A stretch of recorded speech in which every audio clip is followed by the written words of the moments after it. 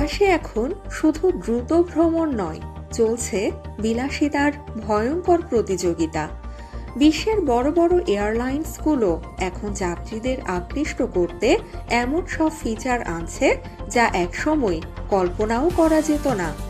এমনকি প্লেনের বাথরুম নিয়েও শুরু হয়েছে লাক্সারি রেস।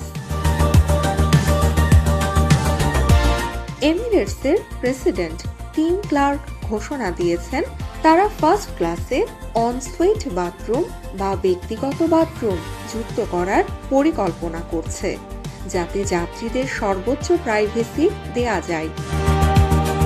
কারণ এখন প্রিমিয়াম ক্লাস, ফার্স্ট এবং বিজনেস ক্লাস এয়ারলাইন্সের মোট আয়ের প্রায় 15% এনে দেয়, যদিও যাত্রী সংখ্যা মাত্র 3%।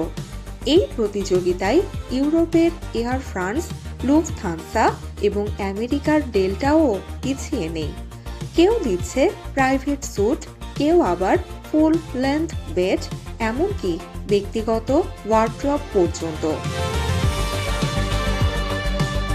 তবে সবচেয়ে চমকপ্রদ বিষয় হলো এখন লক্ষ্য শুধু আরাম নয়, বরং সম্পূর্ণ প্রাইভেসি।